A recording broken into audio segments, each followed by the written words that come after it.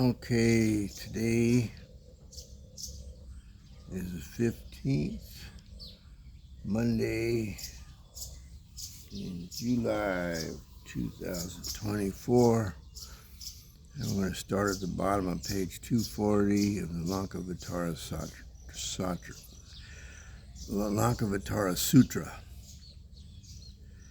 And so we go to 288, 174.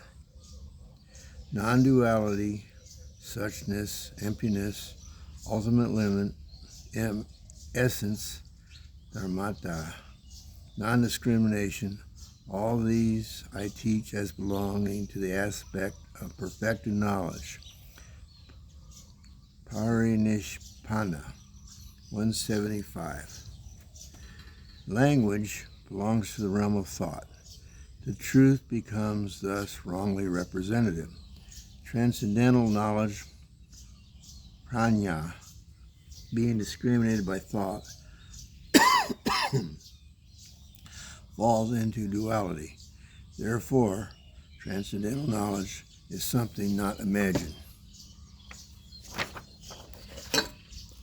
Okay, page 241, verse 178. The whole existence is not perceived by the ignorant as it is perceived by the wise. The whole existence as it is perceived by the wise has no marks of individuation. I keep wanting to put an L in there. There's no L in there. 179. As a spurious necklace, not of gold, though looking like it, is imagined by the ignorant to be a genuine gold, so all things are imagined by those who reason wrongly. 181. Things have no beginning, no end. They are embodied in the aspect of reality. There is no creator, nothing doing in the world, but the logicians do not understand. Logician is, oh boy, I butchered that one. People who think with logic. 182. Whatever things are thought to have been in existence in the past, to come into existence in the future, or to be in existence at present, all such are unborn. 185. This world is just a sign indicative of reality, dharmata. Apart from the sign, nothing is produced, nothing is destroyed. 190. Existence in its conditional relations cannot be described as unity or diversity. It is just, in a general way of speaking, that there is birth, sensation, and destruction.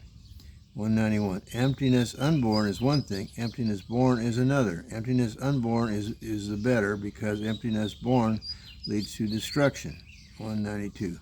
Suchness, emptiness, the limit, nirvana, and the dharmatu, the various will-made body, these I point out as synonymous. 193.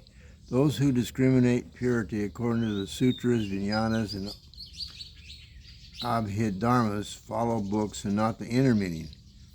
They are not established in egolessness. 197. The visible world is likened to the hare's horns. As long as all beings go undiscriminated, those who discriminate are deluded, just like a deer running after a mirage.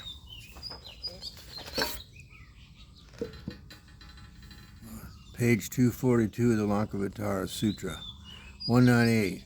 By clinging to discrimination, more discrimination goes on. When the cause of discrimination is put away, one is disengaged therefrom. 201. The transcendental knowledge is deep, exalted, far-reaching, and perceives all the Buddha countries. This I teach for the sons of the victorious one. For the Shravakas I teach transitoriness.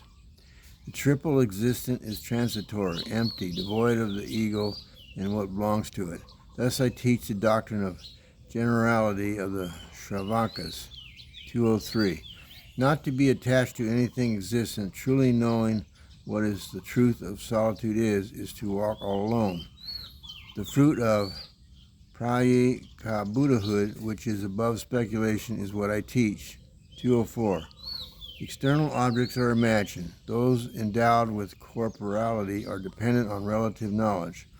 Being deluded, they do not see themselves. Therefore, a mind is evolved. 211. There are four psychic powers: that which comes from the maturing of the disciplinary actions, that which comes from the sustaining power of the Buddhas, that which rises from entering into the various paths of living beings, and that is that which is attained in a dream.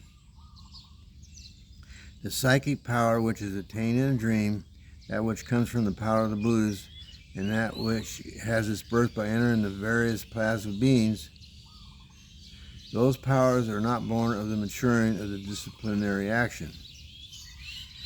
The mind being influenced by habit energy, there arises something resembling real existence, bhavabhasa. But as the ignorant do not understand it, it is said that there is a birth of realities. As long as external objects are discriminated as possessing individual merits, the mind is confused, vinuhate, being unable to see its own delusion. 215. Why is this birth spoken of? Why is not the perceived world spoken of? When the perceived world, which has no existence, is yet perceived as existing, what is that which is spoken of? To whom is it and why? 216. The Siddha, in its essence, is thoroughly pure. The manas is defiled, and the manas is with the vijnanas, habit energy, is always casting out its seeds. 217. The alaya is released from the body. The manas solicits the various paths of existence. The vijnana is diluted into something resembling an objective world and perceiving it as befooled. 218. What is seen in one's own mind, an objective world does not exist. An objective world exists not. When one thus perceives that existence is an error, one even gets into suchness. The spiritual realm attained by dhyana devotees, karma, and the exalting state of being, these three are beyond thought. They belong to the vijnana realm that surpasses thought. 220. The past and the future, nirvana, is personal ego, space, words. Of these I talk because of worldly convention, but ultimate reality is beyond the letter.